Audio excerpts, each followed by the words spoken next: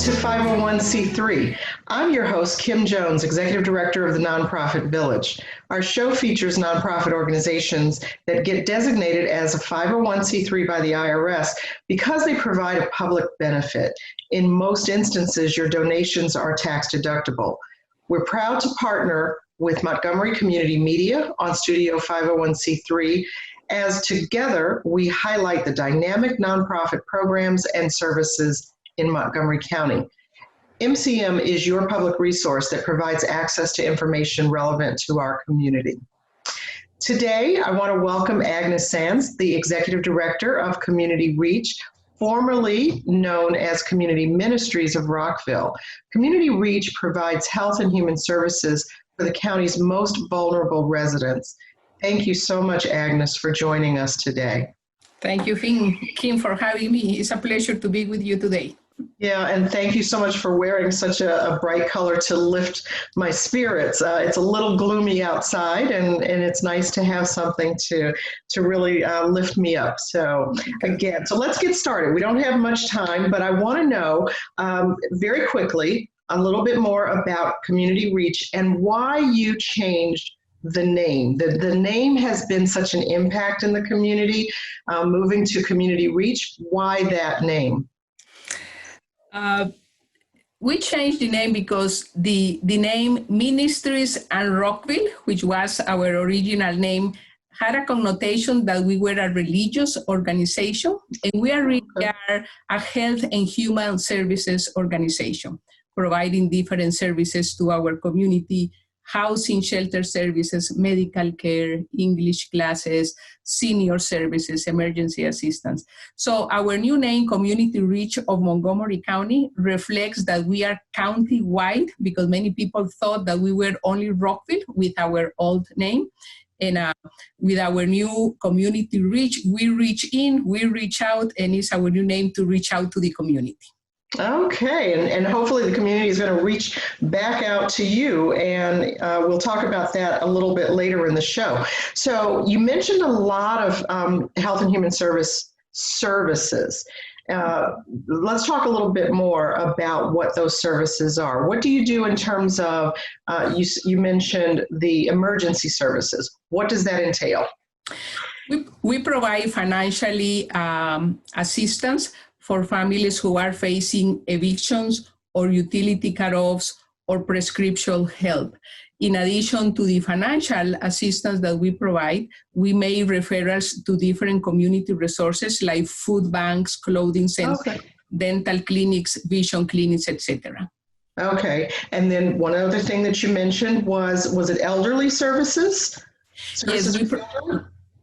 Yes, we provide services to our low-income senior clients, home care services, so that they can remain in their homes without having to move in an institution if they are able to do so if they are able to do that by themselves.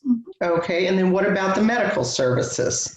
We run the Caseman Health Clinic in Rockville downtown for low-income and insured residents of Montgomery County, and also Maryland Medicaid for Medicaid residents of the state of Maryland. Actually, someone from Frederick of Prince George's can come to our clinic for Medicaid services.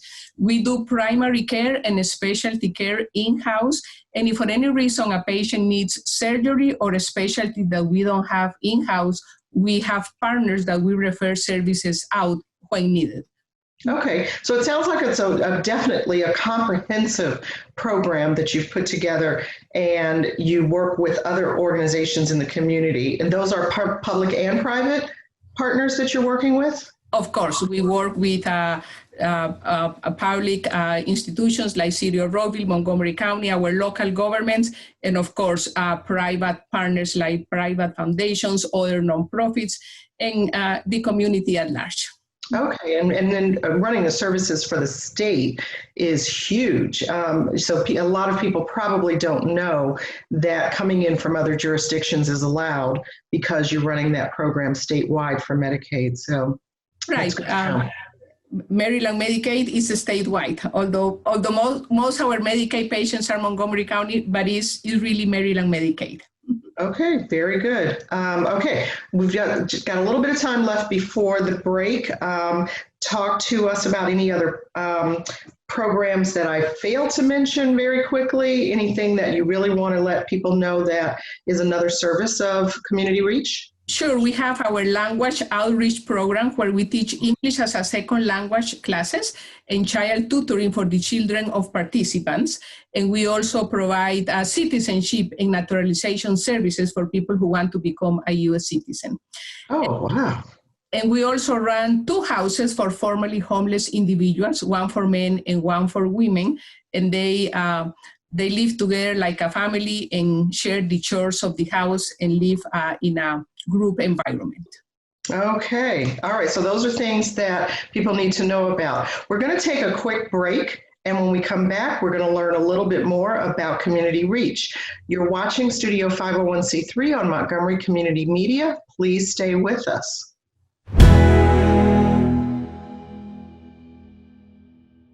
I think someone at my friend's school has this thing called autism. My friend's brother's son has autism. My neighbor's son has autism. My son has autism.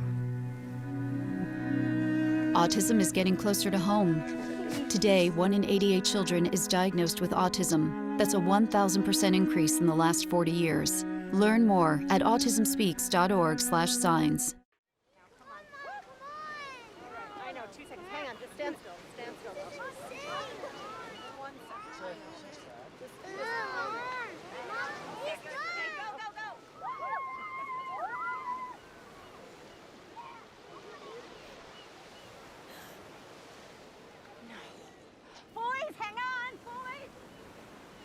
You don't have to be perfect to be a perfect parent. There are thousands of children in foster care who will take you just as you are.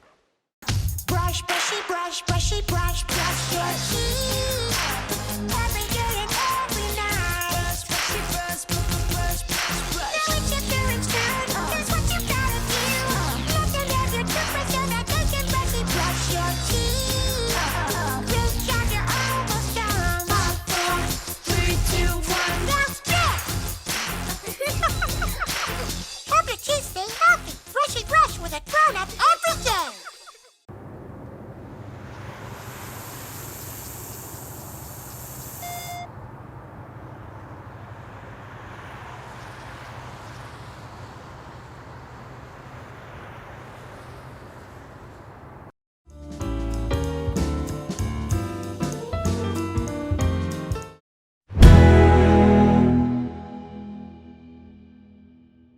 Welcome back to Studio 501c3, your information center for Montgomery County's premier nonprofit organizations. I'm Kim Jones. With me today is Agnes Saenz, the Executive Director of Community Reach. Welcome back, Agnes. Thank you, Kim. All right, so let's talk a little bit more about what happens when people are in crisis. You know, what's the process that they go through? How do they find out about, because you have programs in different areas of the county, how do they find out about you? How do they go through the process, especially if you're dealing with any kind of a public health crisis or an economic crisis? A while back, you know, the government shut down. People were out of work, unemployed because the government had shut down. Did you see a rise during that time in people coming in for services? Sure. Usually when we are facing a community crisis, community emergencies, we usually get busier than before because people come to us for help. We usually post all our needs in different Montgomery County websites or the Volunteer Center or the Crisis Center or Health and Human Services. But I will welcome people to go to our website, which is cmrocks.org. And when we face a crisis or a community situation, we usually have an update on how we are dealing specifically with the situation in addition to our regular operations. But depending on the crisis, whether it's a fire, whether it's a health crisis, whether it's a hurricane, a community event, people usually need a second-hand whether it's with help to pay for prescription or an additional financial assistance, or maybe with toiletry packages, or maybe with helping with the copay of a medical visit, etc. We adjust our services to the need of the community and the clients that we serve, depending on the crisis that we may be facing. Okay. And of course, just every day, people obviously need this kind of help. How many staff do you have across all your programs? Including full-time and part-time, because we have many part-timers in the language program teaching classes, is close to 50 people. Okay, wow. All right, so that's a significant amount of staff. And then you have a number of volunteers? We do. We have probably 200-300 volunteers every year. We couldn't do what we do without the volunteer help and the in-kind goods and services that we receive from people. And our website also lists volunteer opportunities on a regular basis, and in the event of a crisis, we also list volunteers on how people can help and how people can donate. We certainly welcome any support and contributions from the community. Oh, that's good to know, because at a time when you're in crisis, everybody wants to help. And like you said, whether it's a hurricane, whether it's a fire, whether it's a epidemic, whether it's, government shutdown, everybody wants to help however they can. So that's important to know. What other kinds of things can volunteers do so that our audience can know what they can help with in terms of additional volunteering? Sure, we have ongoing volunteer opportunities, like you can tutor a child who needs help with the school homework. We have also event project volunteers. If we are planning a dinner or a fundraiser event, we have a specific project volunteers. We need interpreters in the Caseman Clinic, English, Spanish, because 75% of our patients are Spanish speaking, and having the opportunity to dialogue within the medical provider and the patient is important. We can use people who call our seniors as a friendly caller to see how the senior is doing, if they need any help, etc. We have numerous volunteer opportunities, and they are all listed in our website, but I welcome certainly the volunteer help from the community. Okay, and not just volunteers, but people are able to donate in a lot of different ways.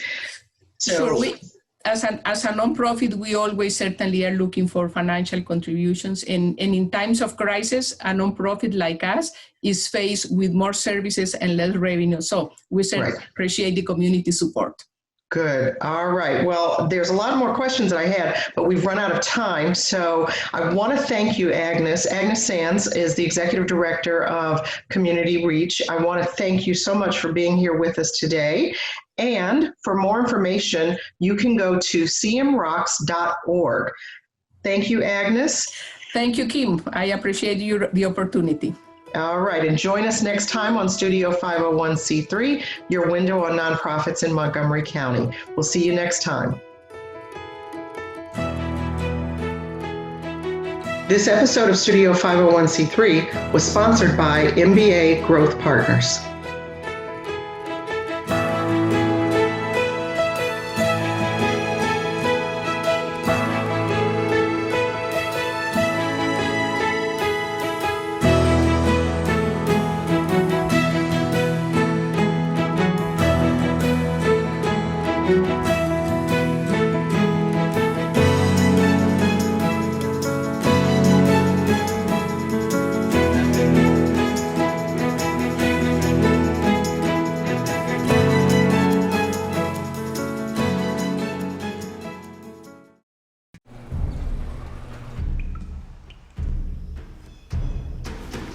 The pain will not control us. It will never break us, define us, or keep us still. Because arthritis can't beat us if we beat it first. In the fight against arthritis, you need a weapon. What's yours? Visit the Arthritis Foundation at fightarthritispain.org.